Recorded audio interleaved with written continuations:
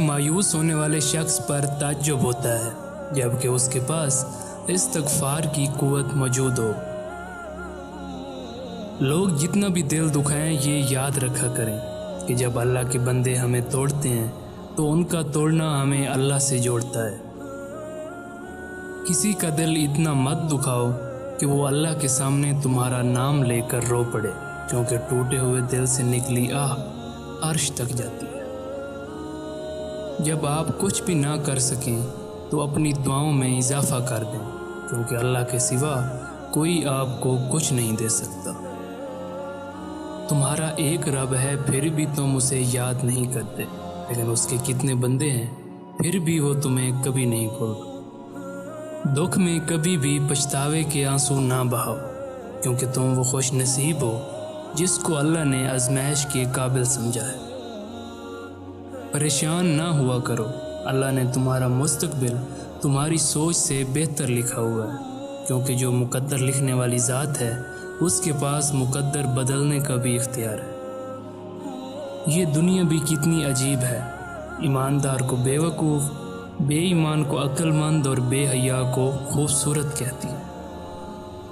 صرف دو لوگ مقدر والے ہوتے ہیں، ایک وہ جنہیں وفادار دوست ملتا ہے اور دوسرا وہ جن کے پاس ماں کی دعائیں ہوتی ہیں۔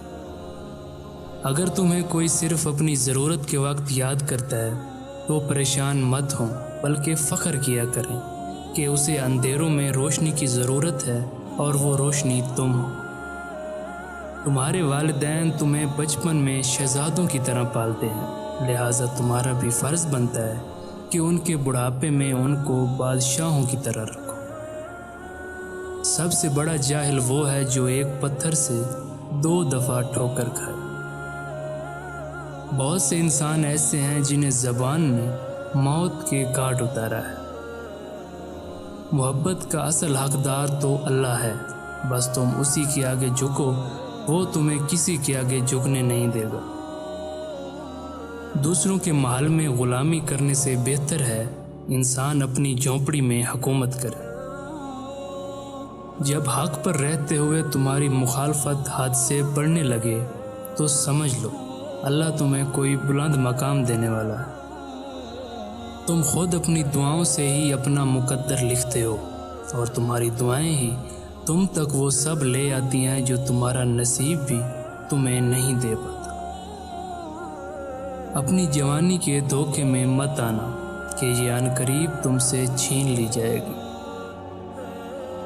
کچھ رشتے اللہ خود ختم کرتا ہے تاکہ ہماری زندگی خراب نہ ہو سکے۔ بے شک وہ جو کرتا ہے بہتر کرتا ہے۔ ایسے شخص کو کبھی مت گنوانا جس کے دل میں تمہارے لیے محبت، فکر، عزت اور چاہت ہو۔ بے شک مشکل کے ساتھ آسانی ہے، مشکل وقت پر صبر کرنا اور بہتر وقت پر شکر کرنا مومن کی پہچان ہے۔ تم کسی کے ساتھ بھلائی کرو اور تمہیں اس کا بدلہ برائی کی صورت میں ملے تو سمجھ لو کہ تمہاری نیکی قبول ہو گئی۔ جب تمہارا دل کسی کے گلے لگ کے رونے کو چاہے تو قرآن پاک کو گلے لگا لے۔ اور انسان کو اللہ کی محبت تب نظر آتی ہے جب اسے دنیا کی محبت تھکا دیتی۔ اپنا کردار بنانے میں اتنا مشغول ہو جاؤ کہ دوسروں پر تنقید کرنے کا وقت ہی نہ ملے۔ اپنے جسم کو ضرورت سے زیادہ مت سنوارو، اسے تو مٹی میں مل جانا ہے۔ سنوارنا ہی ہے تو اپنی روح کو سنوارو، کیونکہ اسے اپنے رب کے پاس جانا ہے۔ جب میری دعا قبول ہو تو میں خوش ہوتا ہوں، کیونکہ اس میں میری مرضی ہے، اور جب قبول نہ ہو تو میں اور خوش ہوتا ہوں، کیونکہ اس میں میرے رب کی مرضی ہے۔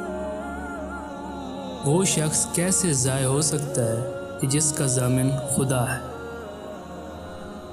دوست کی غلطی ریت پر لکھو تاکہ پانی اسے مٹا دے، اور دوست کے احساس پتھر پر لکھو تاکہ کوئی اسے مٹا نہ سکے۔ اچھے لوگوں کا تمہاری زندگی میں آنا تمہاری قسمت ہوتی ہے، اور انہیں سنبھال کر رکھنا تمہارا ہنر۔ زندگی کے ہر موڑ پر صلح کرنا سیکھو، کیونکہ جھکتا وہی ہے جس میں جان ہوتی ہے، اکڑنا تو مردے کی پہچان ہوتی ہے۔ جس زبان سے جھوٹ نکلنا بند ہو جائے، اس زبان سے نکلی ہوئی ہر دعا قبول ہوتی ہے۔